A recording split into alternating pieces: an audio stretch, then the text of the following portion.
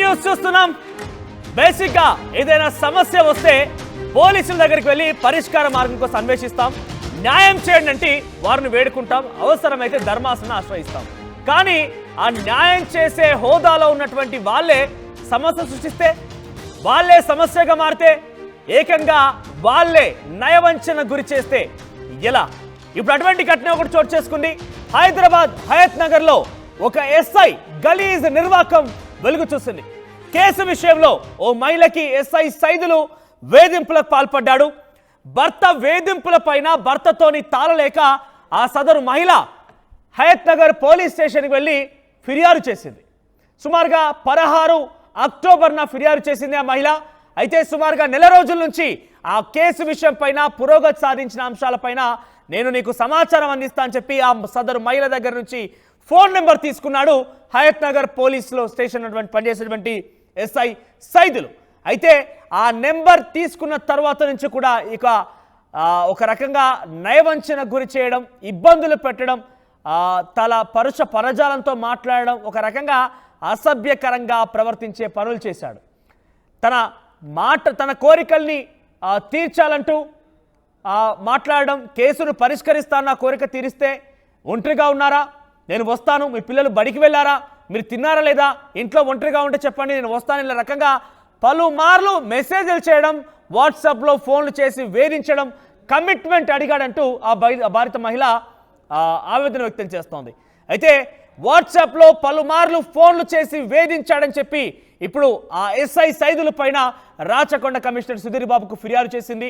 40 రోజుల నుంచి కూడా ఈ రకంగానే ఫిర్యాదు చేస్తున్న, 40 రోజుల నుంచి వేధిస్తున్నాడంటూ ఈ ఫిర్యాదులో పేర్కొంది ఆ మహిళ. ఒకసారి ఆ బాధిత మహిళ మాట్లాడింది, ఆవిడ ఏం మాట్లాడిందో చూద్దాం.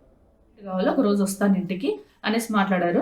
సార్ నాకు ఇంతవరకు నాకు రికవరీ ఇంకా ఏం అవ్వలేదు, గోల్డ్ అవ్వలేదు, అమౌంట్ అవ్వలేదు, ఇంతవరకు మా ఇద్దరి మధ్య ఇంకా తేల్చి చెప్పలేదు, మళ్ళీ మీరు కమిట్మెంట్ అడుగుతున్నారు, ఏం సరేదని అడిగాను.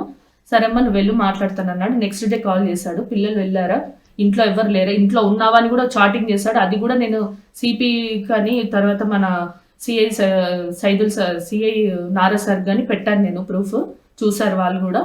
సార్ కాల్ చేసింది కూడా స్క్రీన్ షాట్ తీసి పెట్టాను. అడిగారు నన్ను, నేను యాక్సెప్ట్ చేయలేదు, నేను సిపికి కంప్లైంట్ ఇచ్చుకున్నాను సార్, నాకు ఫర్దర్గా న్యాయం జరగాలని చూస్తున్నా. అంతలోపే వీళ్ళు సిఐ నారా సార్ ఆఫీస్కి రమ్మ ఒకసారి మాట్లాడతాను అని నిన్న నైట్ అన్నారు సార్. నైట్ స్టేషన్ నుంచి వచ్చాను నేను. అంతలోపే మీడియా ముందు ఇష్టం వచ్చినట్టు నా పర్సనల్ విషయాలన్నీ మాట్లాడుతున్నారు. నా పర్సనల్తో వాళ్ళకి అనవసరంగా వాళ్ళు మాట్లాడారు కాబట్టి ఇప్పుడు నేను మీడియా ముందుకు వచ్చి నేను ఆన్సర్ ఇవ్వాల్సి వస్తుంది సార్. తప్పు చేయని దాన్ని నాకెందుకు భయం, తప్పు చేసిన వాళ్ళే అంత ధైర్యంగా ఉన్నప్పుడు తప్పు చేయని నేను ఎందుకు దాక్కోవాలి, అందుకే నేను చెప్తున్నాను సార్. వచ్చి విషయం అయితే ఇది విత్ ప్రూఫ్స్ సహా నా దగ్గర ఉన్నాయి, ఇది జెన్యూన్, నాకు ఎవరి మీద ఎటువంటి గర్జ్ లేదు, చెప్పాల్సిన అవసరం అంతకన్నా లేదు. అది సార్ వాళ్ళపైన ఎటువంటి ఒత్తిడిలు మేము తీసుకురాలేదు. తను అంటున్నాడు కదా అడ్వకేట్ ఒత్తిడి తెచ్చిందని, అదంతా వాస్తవం సార్. నువ్వేం చేస్తుంటావమ్మా అంటే నేను పలానా అని చెప్పుకున్నాను తప్పితే మా సైడ్ నుంచి ఏ అడ్వకేట్ని తీసుకొచ్చి నేను ప్రెజర్ పెట్టలేదు. నా పేరెంట్స్ని తీసుకొని పోయాను, డే 1 నుంచి నేను ఫైట్ చేసుకుంటున్నాను, నాకు నా భర్త చేసిన అన్యాయానికి దాని గురించి ఫైట్ చేస్తున్నాను, అంతవరకు ఇంకేం లేదు.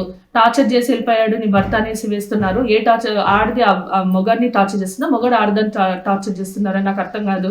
టార్చర్ చేస్తే ఎవరికి దెబ్బలు ఉంటాయి, ఇవన్నీ నా దగ్గర ప్రూఫ్స్ ఉన్నాయి సార్. ఇవన్నీ నేను తన భర్త ఏదో ఇబ్బంది పెట్టాడని, తన భర్త తన దగ్గర నుంచి కొంత నగదు కాజేసుకొని వెళ్ళాడని చెప్పి ఫిర్యాదు చేసినటువంటి ఆ బాధిత సదరు మహిళకి, ఆ బాధితురాలకి పలుమార్లు సుమారుగా 40 రోజుల నుంచి కూడా ఫోన్లో వాట్సాప్లో అనేక రకాలుగా అసభ్య మెసేజ్లు పెట్టడం, ఒంటరిగా వస్తాను, నా కోరిక తీర్చంటూ రకరకాలుగా మెసేజ్ చేయడం చూసిన తర్వాత డెఫినెట్గా కంచే చేను వేస్తుందనే సామెత ఇక్కడ మనం యాప్ట్గా వర్కౌట్ అవుతుందేమో. ఏకంగా న్యాయం చేయాల్సినటువంటి ఆ సదరు పోలీస్ అధికారి ఎస్ఐ సైదులే ఈ రకంగా అమ్మాయికి ఇష్టానుసారంగా మెసేజ్లు పెట్టడం, ఇబ్బంది గురి చేయడం, ఒక రకంగా చాలా ఎవరు చేయనటువంటి పని. పోలీస్ అధికారి అయి ఉండి కూడా ఈ రకంగా మాట్లాడతారంటే కూడా డెఫినెట్గా ఇక్కడ మనం చూస్తే అర్థమవుతోంది. సో ప్రస్తుతం రాచకొండ సిపి సుధీర్ బాబు ఫిర్యాదు చేసింది. మరిన్ని అప్డేట్స్ ప్రతినిధి శిల్ప అందిస్తారు. శిల్ప, అసలు ఏం జరిగింది, ఆ మహిళ ఫిర్యాదు ఏంటి, ప్రస్తుతం ఆ మహిళా ఫిర్యాదు ఆధారితంగా రాచకొండ సుధీర్ బాబు సిపి ఆ ఎస్ఐ పై ఎటువంటి చర్యలు తీసుకున్నారు, అప్డేట్స్ ఏంటి? మనోజ్, మీరన్నట్టుగా ఏదైనా సమస్య వస్తే పోలీస్ స్టేషన్ ని ఆశ్రయిస్తాం, పోలీస్ అంటే మనకు ఒక భరోసా. కానీ ఒక మహిళ తనకు ఒక సమస్యను చెప్పడానికి పోలీస్ స్టేషన్కి వెళ్తే అక్కడ ఉన్న ఎస్ఐ పరంగా తనకి ఇంకో పెద్ద సమస్య ఎదురైందని చెప్పుకోవచ్చు. ఈ ఇన్సిడెంట్ హయత్ నగర్ పరిధిలోని పోలీస్ స్టేషన్ లో చోటు చేసుకుంది. ఒక సమస్య తన భర్త వేధింపులకు గురి చేస్తున్నారు, ఇవన్నీ కూడా పోలీస్ స్టేషన్ లో కంప్లైంట్ ఇవ్వడానికి వెళ్ళింది. దీంతో అక్కడ ఉన్నటువంటి ఎస్ఐ దీన్ని కంప్లైంట్ తీసుకున్నారు. అనంతరం ఏదైతే ఎఫ్ఐఆర్ కాపీ నమోదు చేశారో అందులో ఈ నెంబర్ ఉంది. ఈ నెంబర్ ఆధారంగా తరచుగా ఆ మహిళకు ఫోన్ చేస్తూ అసభ్యకర పదజాలంతో వాడుతూ ఊకే తరచుగా ఫోన్లు చేస్తూ వేధిస్తున్నారు. ఒక సమస్య క్లియర్ చేయడానికి పోలీస్ స్టేషన్ వెళ్తే ఇంకో సమస్య, పెద్ద సమస్య ఎదురైంది. దీంతో వెంటనే ఆ మహిళ ఎవరైతే ఉంటారో వెంటనే ఉన్నతాధికారుల దృష్టికి తీసుకెళ్లింది. రాచకొండ సిపికి ఈ విషయాన్ని వెల్లడించింది. ఏదైతే హయత్ నగర్ పోలీస్ స్టేషన్ పరిధిలో ఉన్నటువంటి ఎస్ఐ సైదులు అని ఈ విధంగా వేధించారో వాట్సాప్ లో కూడా చాలా అసభ్యకరంగా మెసేజ్లు చేస్తున్నారు. నేను నా భర్త కొన్ని రోజులుగా నన్ను వేధిస్తున్నారు. ఈ సమస్య పరిష్కారం కోసం నేను ఏదైతే పోలీస్ స్టేషన్ కి వెళ్తే పోలీస్ స్టేషన్ లో ఇలాంటి చేదు అనుభవం నాకు ఎదురైంది, దీనిపైన దృష్టి పెట్టాలని ఒకవైపు ఉన్నతాధికారులకు ఇప్పటికే చెప్పింది. కానీ ఇంకోవైపు మనం చూసుకున్నట్లయితే ఇదంతా కేవలం ఆరోపణలు మాత్రమే అని ఒకవైపు ఏదైతే హయత్ నగర్ పిఎస్ సంబంధించిన ఇన్స్పెక్టర్ నాగరాజు దీనికి సంబంధించి కూడా ఒక ఏదైతే ప్రెస్ మీట్ అనేది పెట్టి దీని గురించి చెప్పారు.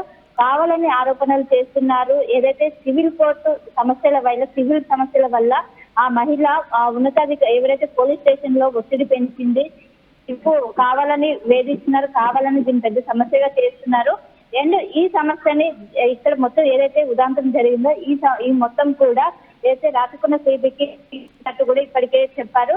మొత్తం మీద ఇది ఒక పెద్ద సమస్యగా మారిందని చెప్పుకోవచ్చు. దీనికి సంబంధించి కూడా ఇప్పటికే రాచకొండ సిపిఎన్ యాక్షన్ ప్లాన్ దిగారా? అంటే ఎస్ఐ సైదులకు సంబంధించి ఆ ఫోన్ కాల్స్ అన్ని లేదంటే ఆ వాట్సాప్ మెసేజ్లు కానీ ఇవన్నీ కూడా స్క్రీన్ షాట్లు పెట్టానని ఆ మహిళ చెప్తోంది.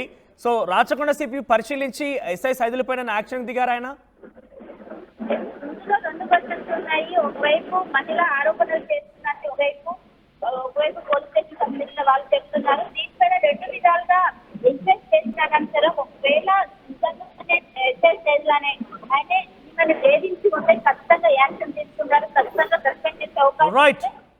రైట్ శిల్ప, మొత్తం మీద ఆ సదరు మహిళ అయితే ప్రస్తుతం రాచకొండ సిపి సుధీర్ బాబుకి ఫిర్యాదు చేసింది. తను ఏ రకంగా వేధించాడో ఫోన్ కాల్ సంబంధించిన అంశాలు, వాట్సాప్ చాటింగ్ అన్ని కూడా అందులో పొందుపరిచింది. మరి ఇంతవరకు అయితే రాచకొండ సిపి స్పందించినట్టుగా అయితే తెలియడం లేదు. కానీ ఆయన ఏం స్పందిస్తారు? ముఖ్యంగా ఏకంగా పోలీస్ ఉద్యోగంలో నుంచి ఇటువంటి పోలీస్ అనే పేరుకే కలంకం తెచ్చి అగౌరవపరిచే విధంగా పోలీస్ పదానికే ఈ వ్యక్తి ఎస్ఐ సైదుల వ్యవహారం కనిపించింది. కాబట్టి ఏదైనా విచారణ చేస్తారా, లేదంటే ఈ యొక్క ఆధారిత మహిళ పొందుపరిచిన ఆధారాలతో ఏకీభవించి ఆ ఎస్ఐని విధులు తొలగిస్తారా మాత్రం చూడాలి.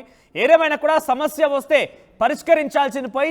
పరిష్కరించాల్సినటువంటి స్థానంలో ఉన్నటువంటి వ్యక్తే సమస్య సృష్టించి అమ్మాయిలను రక్షించాల్సిన వ్యక్తే అమ్మాయిలపై ఈ రకంగా ప్రవర్తిస్తాడా? డెఫినెట్గా ఇది ఆ పోలీస్ వ్యవస్థకి కలంకం తెచ్చే విషయం. మరి యావత్ పోలీస్ అధికారులు కూడా చూస్తున్నారు. మరి ఈ మహిళకి ఏ రకంగా న్యాయం చేస్తారో చూడాలి. నా పేరెంట్స్ని తీసుకొని పోయాను. డే 1 నుంచి నేను ఫైట్ చేసుకుంటున్నాను. నాకు నా భర్త చేసిన అన్యాయానికి దాని గురించే ఫైట్ చేస్తున్నాను. అంతవరకు ఇంకేం లేదు. టార్చర్ చేసి వెళ్ళిపోయాడు నీ భర్త అనేసి వేస్తున్నారు. ఏ టార్చర్? ఆడిది ఆ మొగాడిని టార్చర్ చేస్తున్నా, మొగాడు ఆడదని టార్చర్ చేస్తున్నారని నాకు అర్థం కాదు. టార్చర్ చేస్తే ఎవరికి దెబ్బలు ఉంటాయి? ఇవన్నీ నా దగ్గర ప్రూఫ్స్ ఉన్నాయి సార్. ఇవన్నీ నేను కూడా చూపించుకోగలను, చెప్పుకోగలను. హయత్ నగర్ పిఎస్లో నేను హస్బెండ్